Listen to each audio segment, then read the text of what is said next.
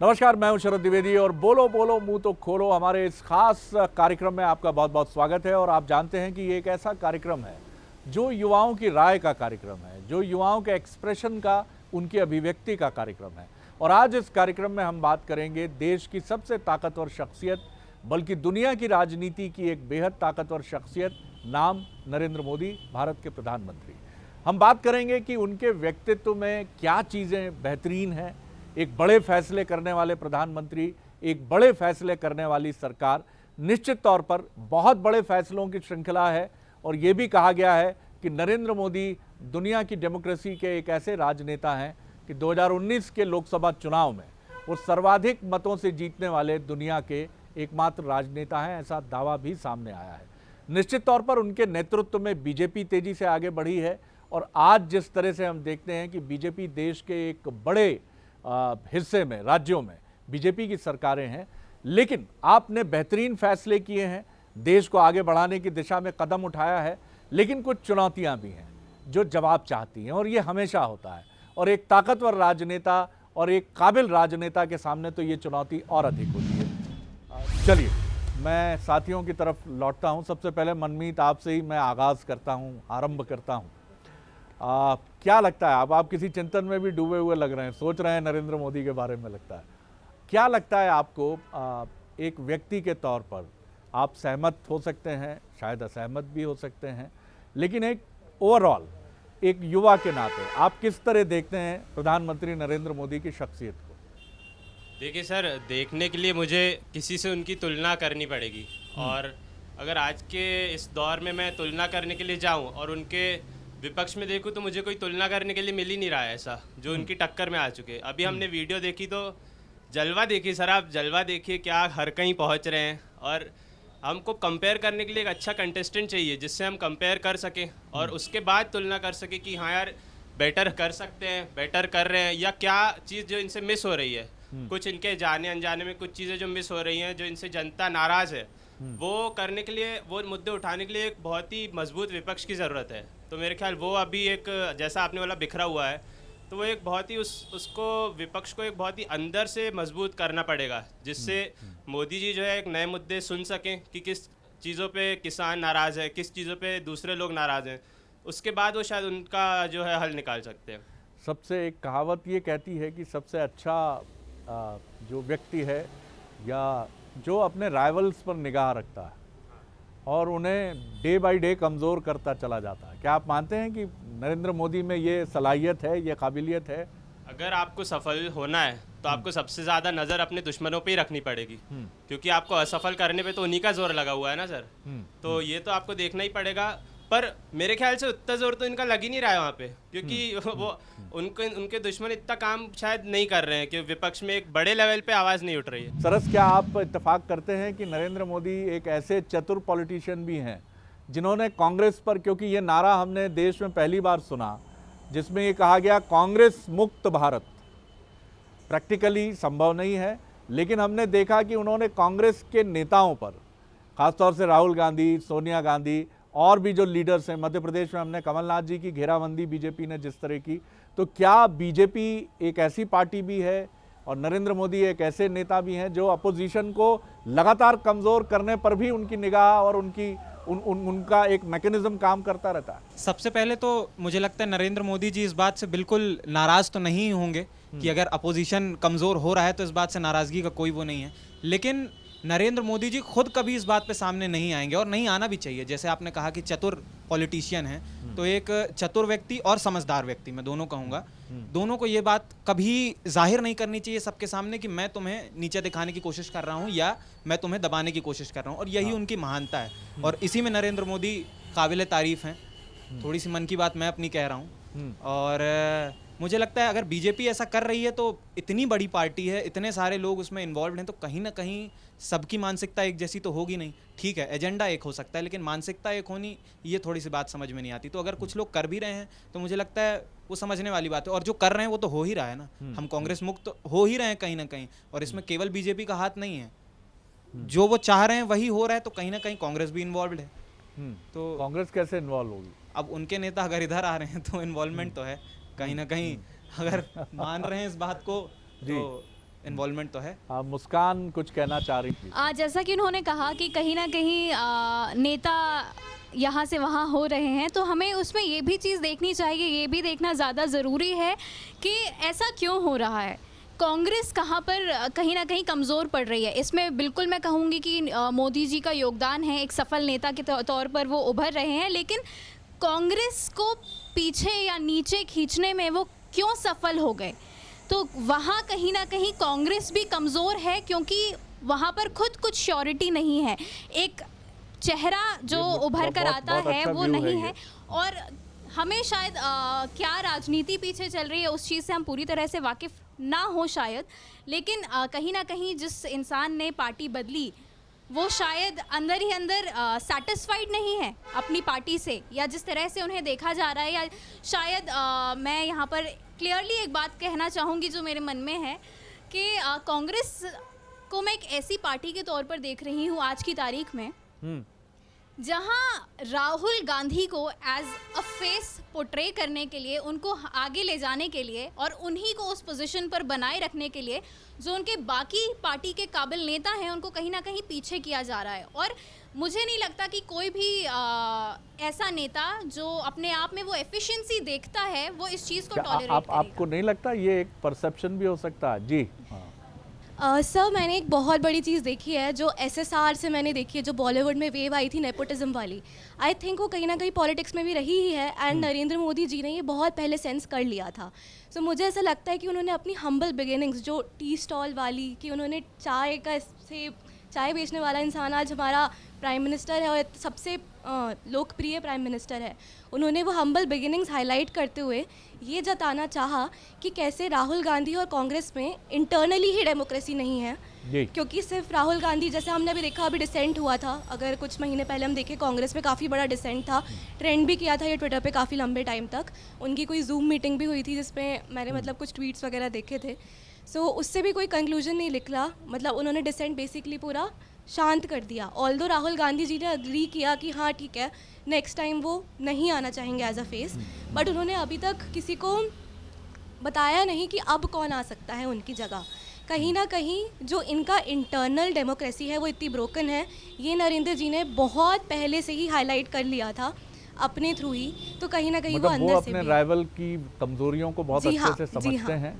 मैं मैम की बात से बिल्कुल एग्री करता हूँ। मैं समझता हूँ मुस्कान की बात से, जी मैं समझता हूँ, चाहे वो 2014 का जनरल इलेक्शन हो, चाहे 2019 का जनरल इलेक्शन हो, चाहे रीजनल इलेक्शंस हो, ये लड़ाई डायनेस्टी वर्सेस डेमोक्रेसी की रही है, जहाँ हमारे पूरे यूथ ने और हमारे देश के सभी लोगों ने डेमोक्रेसी को चुना है डायनेस्टी को हटाकर।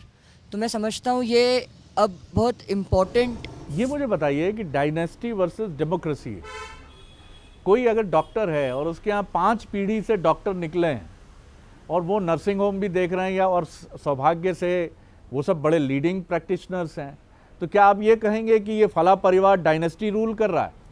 डायनेस्टी एंड डेमोक्रेसी, इन दोनों में जिस कंटेक्स्ट में डायनेस्टी यहाँ पे यूज़ हो रहा है, मैं समझता हूँ ये इंडियाज़ डेमोक्रेसी का एक बहुत बड़ा डिफेक्ट रहा है। चाहे वो रीजनल पॉलिटिकल पार्टीज़ हो, चाहे वो कुछ नेशनल पार्टीज़ हो, उनमें अगर डायनेस्टी ये बहुत ठान ले कि हमको की गवर्नमेंट रोल ही प्ले करने हैं, हमको मिनिस्टरशिप्स ही चाहिए, और उसके कारण जो वर्दी वहाँ पे साथी हैं उनके उसी पार्टी में, उनको आगे नहीं करना, यहाँ पे डायनेस्टी चीज़ गलत आ जाती है। नहीं, क्या आप मानते हैं कि अगर राहुल गांधी जी को की जगह कोई और कांग्रेस प्रेसिडेंट या प्राइम मिनिस्ट्रियल कैंडिडेट बनता है तो क्या कांग्रेस बदल जाएगी, सी चेंज हो जाएगा, लोग प्यार करने लगेंगे, बहुत बहुत समर्थन देने लगेंगे? डायनेस्टीज का रोल तो खत्म होगा, वहाँ पे जो कंट्रोलिंग पावर है वो तो डेमोक्रेटिक प्रोसीजर में आएगी।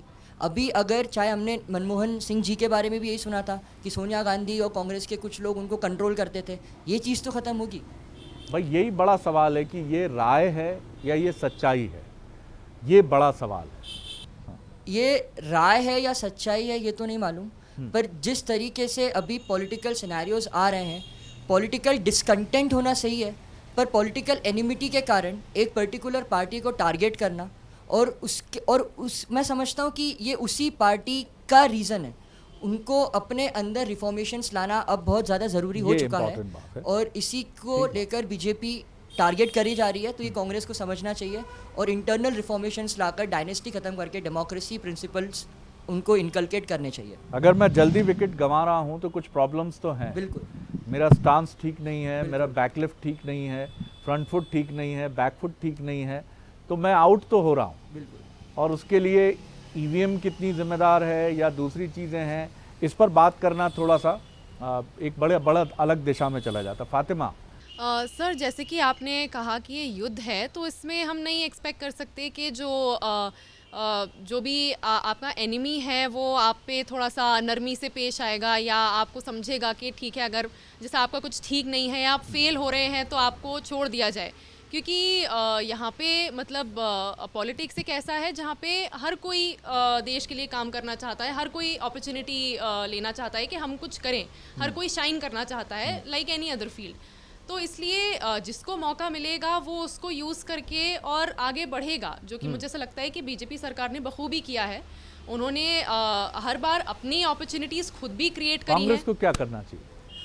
सर, कांग्रेस को मुझे ऐसा लगता है कि जो उनकी कमियां हैं, पहले तो मुझे ऐसा लगता है एक्सेप्ट करना चाहिए, क्योंकि एक्सेप्टेंस सबसे बड़ी चीज़ होती है। अगर आप में कुछ कमी है, अभी आपको लगता है उन्होंने एक्सेप्ट नहीं किया है कि हम कमज़ोर हैं? नहीं सर, मुझे ऐसा लगता है कि कहीं ना कहीं थोड़ी कमी है एक्सेप्टेंस में, क्योंकि पहले ही स्टेज होता है एक्सेप्ट करना, तभी आप अपनी गलतियों पे कुछ काम कर सकेंगे। तो जब तक एक्सेप्टेंस नहीं है तब तक फिर आगे कुछ काम नहीं होगा। जी सर, एक टर्म होता है अपॉर्चुनिटी कॉस्ट, कि अगर आपको कुछ पाना है तो आपको कुछ खोना भी होगा। अगर आपको जनता पे रूल करना है तो आपको उनके जैसा दिखना भी होगा। हो सकता है आप बहुत बड़े ख़ानदान से हो, आपके पास दुनिया भर की सारी लग्जरी हो, बट अगर आपको जनता का भरोसा जीतना है तो आपको उन्हीं के स्तर पे दिखना भी पड़ेगा। ये होता है एक डिसएडवांटेज है कि इंसान अपनी खुद की राय, खुद का इंटरेस्ट वो ढंग से नहीं बता सकता है। हमें नहीं पता राहुल गांधी जी, अभी माननीय राहुल गांधी जी क्या सोचते हैं, उनकी क्या विचारधारा है, उनके इंटरेस्ट क्या है, उनको फुटबॉल पसंद है, क्रिकेट पसंद है, उनके पीछे इतना बड़ी पार्टी का नाम जुड़ गया है कि हम जानते ही नहीं कि उनका असली व्यक्तित्व क्या है, उनकी स्ट्रॉन्ग पर्सनैलिटी। चलिए, अब बात से मैं एक छोटी रिएक्शन। आप सर, मुझे लगता है सर कांग्रेस पार्टी का डिक्लाइन इसलिए सर कम्युनिकेशन गैप सर बहुत ज़्यादा हो गया है लोगों के प्रति। उनके सर नीचे लेवल के जो वर्कर्स हैं शायद वो मॉनिटर नहीं कर पा रहे, जो उनका जो गैप बन रहा है सर, और ऊपर लेवल के लीडर्स भी जो हैं शायद वो भी उस तरह से परफॉर्म नहीं कर पा रहे। एक तरफ बीजेपी का बहुत स्ट्रांग कैडर बेस्ड एक ऑर्गेनाइजेशन स्ट्रक्चर है और कांग्रेस उसके मुकाबले संगठन में बहुत कमज़ोर है। यस सर, यही आ रहा है कि मतलब वो डिलीवर नहीं कर पा रहे जो चाह रहे हैं, उनका प्लान क्या है वो बता नहीं पा रहे लोगों को कि क्या चाह रहे हैं। और मुझे लगता है कि उन्होंने अब जनता पे ही छोड़ दिया है कि वो ही एक ऑपोजिशन का रोल प्ले करे।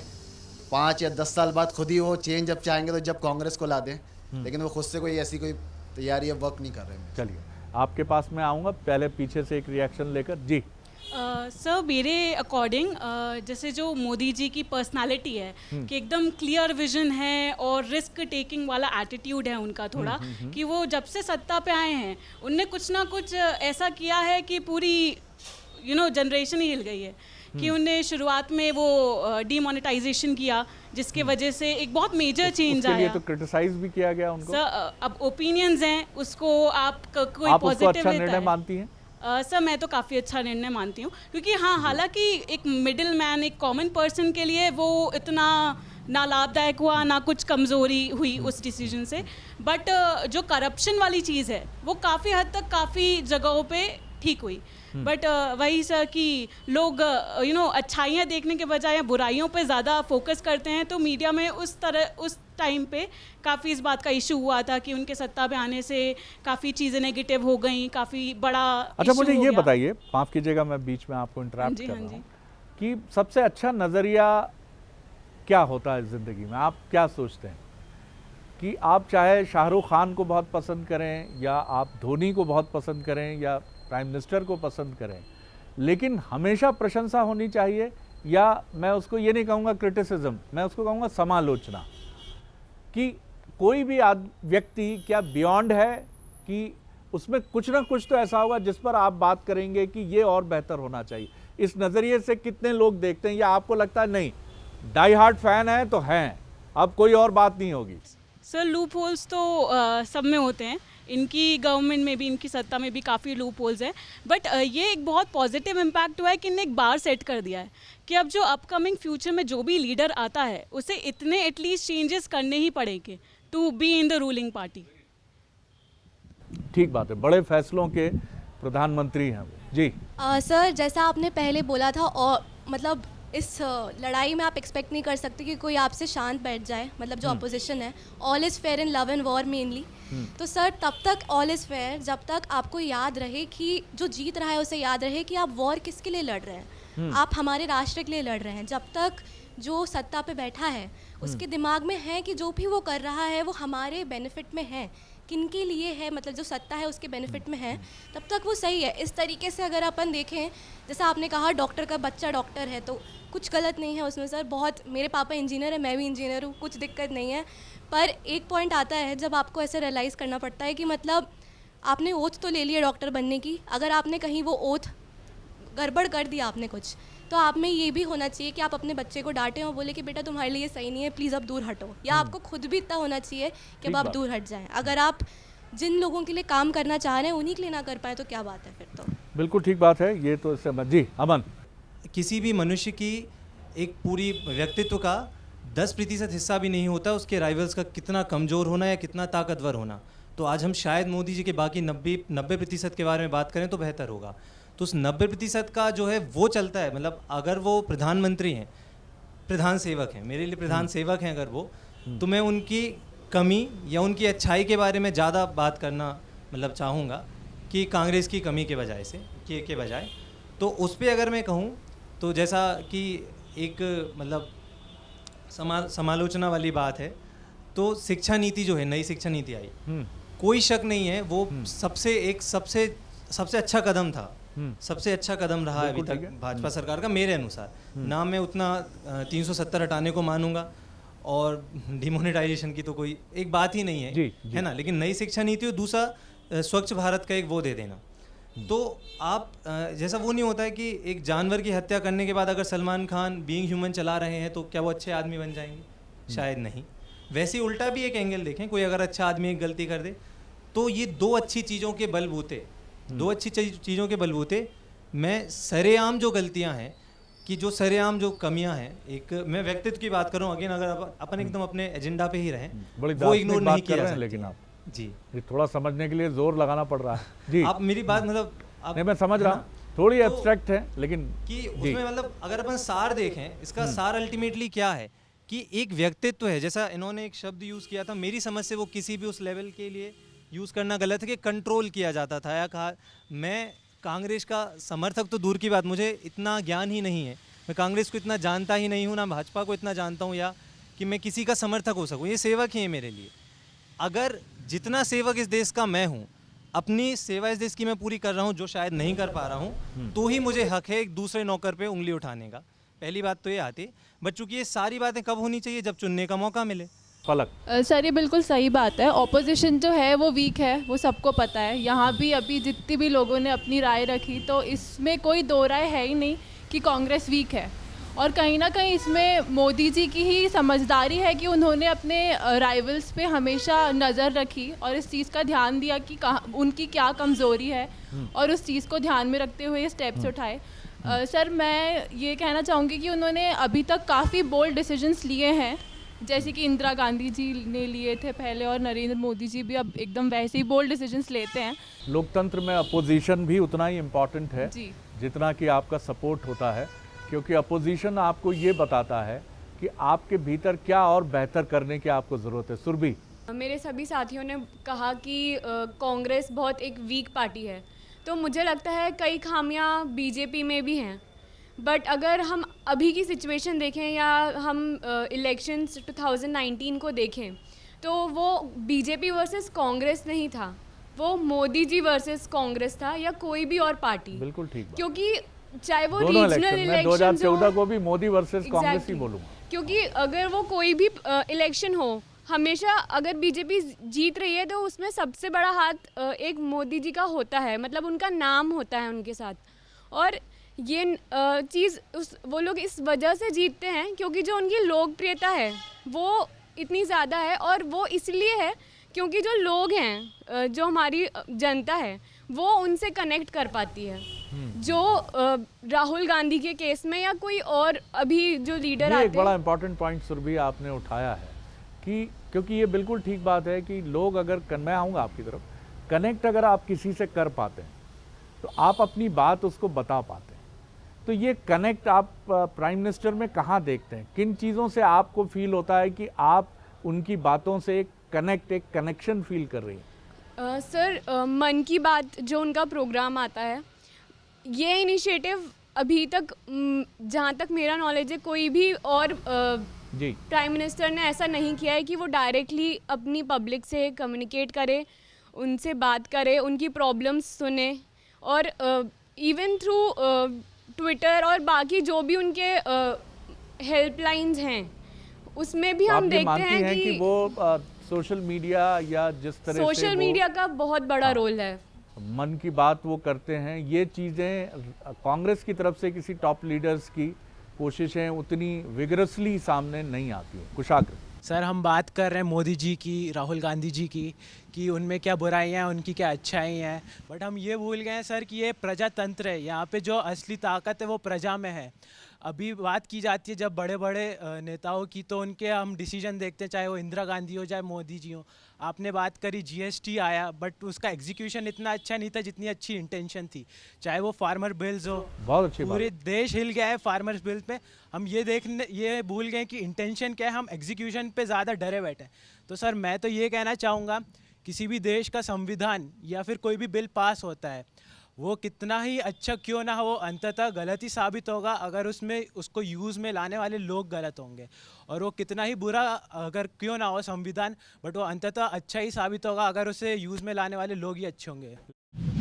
सर, मुझे ऐसा लगता है कि यूथ को अभी अपनी जो एग्जैक्ट प्रॉब्लम है वो नहीं पता है, और उसको किस तरीके से कम्युनिकेट करना है ये भी एक सबको नहीं पता है। लेकिन आप जैसे पढ़े लिखे यूथ को अगर नहीं सर, पता है, जैसे एकजुट होकर उस चीज़ को कम्युनिकेट करना बहुत ज़रूरी है। एक अकेला इंसान अगर बोलता रहेगा तो उसकी कोई भी नहीं सुनेगा, और वो चीज़ अभी यूथ में धीरे धीरे आ रही है, अवेयरनेस आ रही है, बट अभी और आना बाकी है। कंक्लूड करूंगा मैं जी। चैलेंजेस लगभग सभी ने सारे जो मेजर चैलेंजेस बता दिए।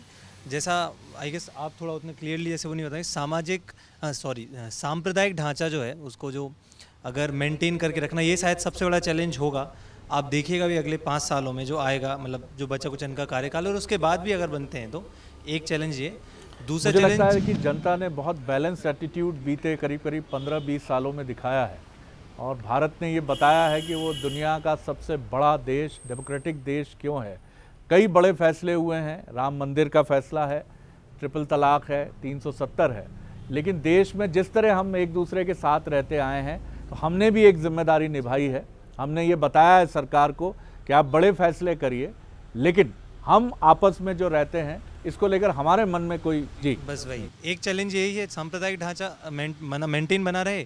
दूसरा चैलेंज एक एंटरप्रेन्योर होने के नाते मैं कहूँगा कि जॉब सीकिंग एक होता है और एक जॉब क्रिएटिंग अपॉर्चुनिटी।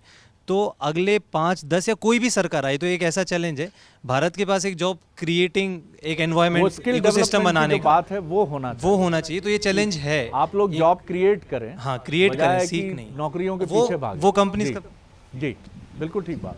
एक बात अंतिम में संक्षेप में कहना चाहूँगा, ये अपना आईटी सेल बहुत स्ट्रांग मानते हैं, है ही इतना स्ट्रांग, इतना ज़्यादा हो गया, लेकिन कहीं ना कहीं यहाँ पे कमी पड़ जाती है कि चाइना का आईटी सेल इतना ज़्यादा स्ट्रांग हो जाता है कि वो ये टर्म इस्तेमाल होती है कॉन्टिनेंटल डिलेमा, कि वो ऐसा हो गया है कि अभी अगर मैं गूगल में डाल के देखूँ हिंदुस्तान का मैप, तो वो इतना कम दिखाई देता है, वो चाइना की तरफ दिखाई देता है, वो पाकिस्तान की तरफ दिखाई देता है, कि जो इन्फॉर्मेशन वॉर चल रही है, तो इन्फॉर्मेशन वॉर में मुझे हिंदुस्तानी होने के नाते बड़ा दुख और बड़ी गुस्सा आती है इस बात से, और ये इन्फॉर्मेशन पूरे दुनिया में फैल रही है। जी, तो कल को हम जानते हैं कि चाइना एक प्रोपेगेंडा बेस्ड एक कंट्री है, बिल्कुल प्रोपेगेंडा, और जहां सरकारी मीडिया भी पूरी तरह सरकार नियंत्रित है, पूरी तरह से। तो वो प्रोपेगेंडा लगातार करते हैं, और उनके कई तौर तरीके डेमोक्रेटिक हैं कि नहीं है, इस पर हमेशा सवाल होता है। चलिए, मुझे बहुत अच्छा लगा आप लोगों ने जिस ताकत के साथ और जिस स्ट्रेंथ के साथ अपनी बात रखी है। प्रधानमंत्री नरेंद्र मोदी निश्चित तौर पर बड़े फैसलों के प्रधानमंत्री हैं,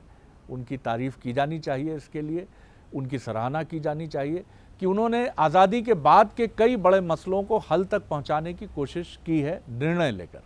लेकिन उसके साथ कुछ चैलेंजेस भी हैं, क्योंकि उन्होंने ही अपनी छवि बड़े फैसले वाले प्रधानमंत्री की बनाई है। इसलिए आज जो शायद हमारे साथ युवा बैठा है, या जो देश की बहुसंख्य आबादी है वो ये भी चाहती है कि जिस तरह आपने राम मंदिर को हल किया है, जिस तरह आपने 370 का फैसला लिया है, जिस तरह आपने सवर्ण आरक्षण का फैसला लिया है, रोज़गार को, चीन को और भी जो चैलेंजेस हैं, भारत को एजुकेशन के फ्रंट पर और हेल्थ के फ्रंट पर नंबर 1 बनाने के लिए या दुनिया के फ्रंटलाइनर कंट्रीज़ में शामिल करने के लिए, मोदी साहब इसके लिए भी आप बड़े फैसले करें। तो अगली बार फिर बोलो बोलो मुंह तो खोलो के एक और एपिसोड में युवाओं के साथ हम आपसे मिलेंगे। एक बार फिर आप सभी युवाओं का बहुत बहुत शुक्रिया। तो मुझे दीजिए इजाज़त, नमस्कार।